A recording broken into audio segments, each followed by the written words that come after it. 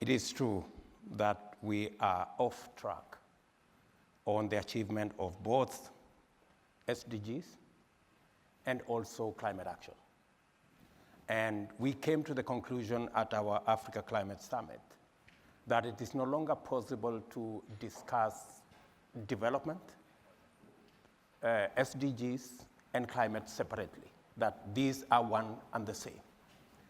And if there is something we learned from the COVID, is that there is nobody who is safe. We can all be in trouble. We've had too much focus on the problem rather than on what possibilities there exist for us to craft innovative, creative ways of getting to the solution. We have challenges, correct, of resources, both for SDGs and for climate. But many countries, many low-income countries are constrained by debt. And because of debt distress, and we talk about debt distress, 10 countries are already over the cliff in debt distress. About another 52 are highly at risk of debt distress.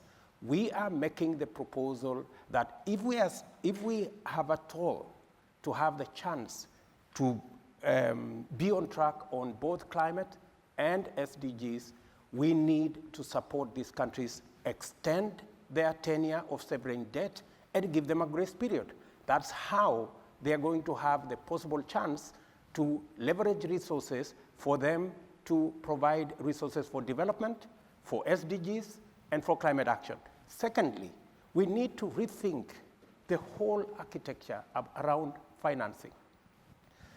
I think it is defeatist for us to assume that there is nothing we can do about the current financial crisis that is facing our globe. That's why we are proposing that it is possible for us to reform the international financial architecture, the international financial institutions, for them to provide additional concessional financing for us the same way we got together and found money using SDRs for COVID.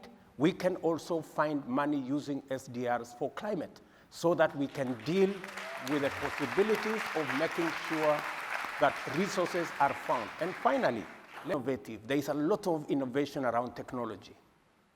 The current financial system was figured out in 1945.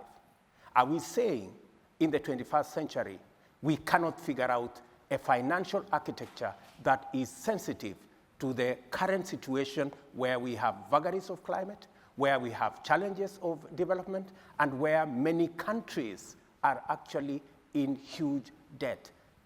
I say differently, we can figure out a different financial architecture that serves the purposes of our moment.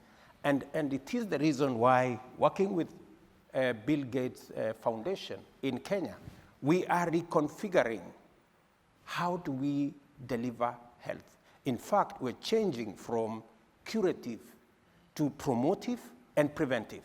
And on Monday next week, we will be launching our community health promoters, where in every community, every 100 households will have a community health promoter equipped so that we can promote health from the bottom going up. Well, let me build on that for a moment. Just hold that thought, because that's